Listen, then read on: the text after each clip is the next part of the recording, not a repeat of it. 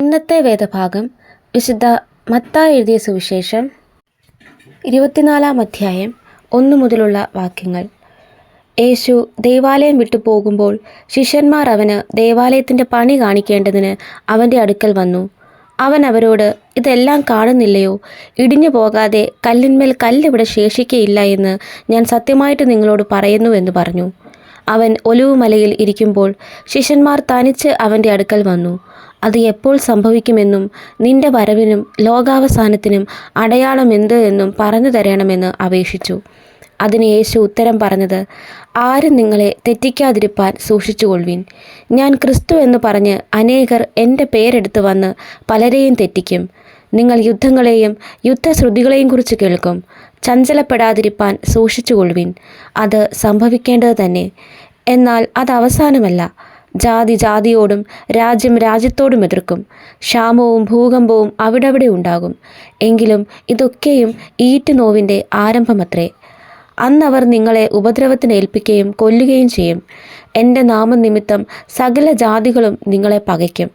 പലരും ഇടറി അന്യോന്യം ഏൽപ്പിച്ചു കൊടുക്കുകയും അന്യോന്യം പകയ്ക്കുകയും ചെയ്യും. കള്ളപ്രവാചകന്മാർ പലരും വന്ന് അനേകരെ തെറ്റിക്കും. അധർമ്മം പെരുകുന്നത് കൊണ്ട് അനേകരുടെ സ്നേഹം തണുത്തുപോകും. എന്നാൽ അവസാനത്തോളം സഹിച്ചു നിൽക്കുന്നവൻ രക്ഷിക്കപ്പെടും. രാജ്യത്തിൻ്റെ ഈ സുവിശേഷം സകല ജാതികൾക്കും സാക്ഷ്യമായി ഭൂലോകത്തിലൊക്കെയും പ്രസംഗിക്കപ്പെടും. അപ്പോൾ അവസാനം വരും. എന്നാൽ ദാനിയേൽ പ്രവാചകൻ മുഖാന്തരം അരുളി ചെയ്തതുപോലെ ശൂന്യമാക്കുന്ന മ്ലേച്ഛത വിശുദ്ധ സ്ഥലത്തിൽ നിൽക്കുന്നത് നിങ്ങൾ കാണുമ്പോൾ വായിക്കുന്നവൻ ചിന്തിച്ചു കൊള്ളട്ടെ. അന്ന് യഹൂദയിലുള്ളവർ മലകളിലേക്ക് ഓടിപ്പോകട്ടെ. വീട്ടിന്മേലിരിക്കുന്നവൻ വീട്ടിലുള്ളതെടുക്കേണ്ടതിന് ഇറങ്ങരുത്. വയലിലുള്ളവൻ വസ്ത്രമെടുപ്പാൻ മടങ്ങിപ്പോകരുത്. ആ കാലത്ത് ഗർഭിണികൾക്കും മുല കുടിപ്പിക്കുന്നവർക്കും അയ്യോ കഷ്ടം. എന്നാൽ നിങ്ങളുടെ ഓടിപ്പോക്ക് ശീതകാലത്തോ ശബത്തിലോ സംഭവിക്കാതിരിപ്പാൻ പ്രാർത്ഥിപ്പിൻ.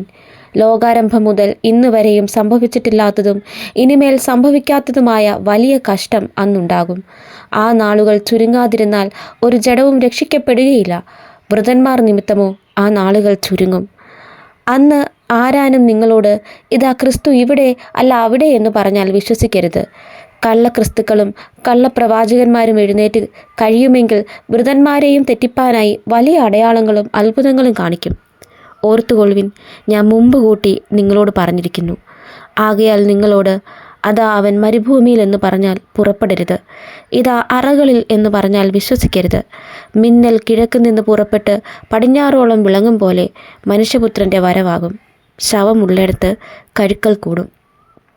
ആ കാലത്തിലെ കഷ്ടം കഴിഞ്ഞ ഉടനെ സൂര്യൻ ഇരുണ്ടുപോകും, ചന്ദ്രൻ പ്രകാശം കൊടുക്കാതിരിക്കും, നക്ഷത്രങ്ങൾ ആകാശത്തു നിന്ന് വീഴും, ആകാശത്തിലെ ശക്തികൾ ഇളകിപ്പോകും. അപ്പോൾ മനുഷ്യപുത്രൻ്റെ അടയാളം ആകാശത്ത് വിളങ്ങും. അന്ന് ഭൂമിയിലെ സകല ഗോത്രങ്ങളും പ്രലാപിച്ചും കൊണ്ട് മനുഷ്യപുത്രൻ ആകാശത്തിലെ മേഘങ്ങളിന്മേൽ മഹാശക്തിയോടും തേജസ്സോടും കൂടെ വരുന്നത് കാണും. അവൻ തൻ്റെ ദൂതന്മാരെ മഹാകാഹളധ്വനിയോടും കൂടെ അയക്കും. അവൻ അവൻ്റെ വൃതന്മാരെ ആകാശത്തിൻ്റെ അറുതി മുതൽ അറുതി വരെയും 4 ദിക്കിൽ നിന്നും കൂട്ടിച്ചേർക്കും. അത്തയെ നോക്കി ഒരു ഉപമ പഠിപ്പിൻ. അതിൻ്റെ കൊമ്പ് ഇളതായി ഇല തളർക്കുമ്പോൾ വേനൽ അടുത്തുവെന്ന് നിങ്ങൾ അറിയുന്നുവല്ലോ. അങ്ങനെ നിങ്ങൾ ഇതൊക്കെയും കാണുമ്പോൾ അവൻ അടുക്കെ വാതിൽക്കൽ തന്നെ ആയിരിക്കുന്നു എന്നറിഞ്ഞുകൊള്ളുവിൻ. ഇതൊക്കെ സംഭവിക്കുവോളം ഈ തലമുറ ഒഴിഞ്ഞു പോകുകയില്ല എന്ന് ഞാൻ സത്യമായിട്ട് നിങ്ങളോട് പറയുന്നു. ആകാശവും ഭൂമിയും ഒഴിഞ്ഞു പോകും, എൻ്റെ വചനങ്ങളോ ഒഴിഞ്ഞു പോകുകയില്ല.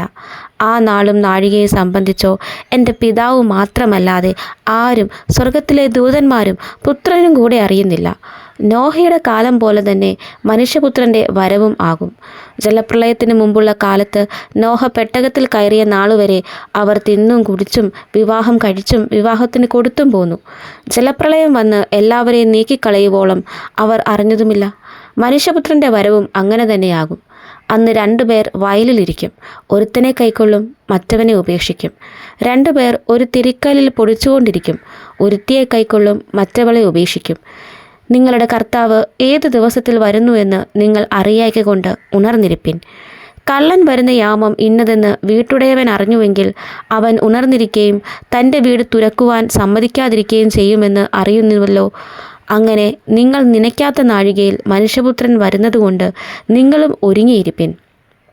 എന്നാൽ യജമാനൻ തൻ്റെ വീട്ടുകാർക്ക് തത്സമയത്ത് ഭക്ഷണം കൊടുക്കേണ്ടതിന് അവരുടെ മേലാക്കി വെച്ച വിശ്വസ്തനും ബുദ്ധിമാനുമായ ദാസനാര്? യജമാനൻ വരുമ്പോൾ അങ്ങനെ ചെയ്തു കാണുന്ന ദാസൻ ഭാഗ്യവാൻ. അവനെ തനിക്കുള്ള സകലത്തിന്മേലും യജമാനനാക്കി വയ്ക്കും എന്ന് ഞാൻ സത്യമായിട്ട് നിങ്ങളോട് പറയുന്നു. എന്നാൽ അവൻ ദുഷ്ടദാസനായി യജമാനൻ വരുവാൻ താമസിക്കുന്നു എന്ന് ഹൃദയം കൊണ്ട് പറഞ്ഞ് കൂട്ടുദാസന്മാരെ അടിപ്പാനും കുടിയന്മാരോടുകൂടി തിന്നു കുടിപ്പാനും തുടങ്ങിയാൽ ആ ദാസൻ നിരൂപിക്കാത്ത നാളിലും അറിയാത്ത നാഴികയിലും യജമാനൻ വന്ന് അവനെ ദണ്ഡിപ്പിച്ച് അവന് കപടഭക്തിക്കാരോടുകൂടെ പങ്കു കൽപ്പിക്കും. അവിടെ കരച്ചിലും പല്ലുകടിയും ഉണ്ടാകും. ഈ വചനങ്ങളാൽ ദൈവം നമ്മെ അനുഗ്രഹിക്കട്ടെ.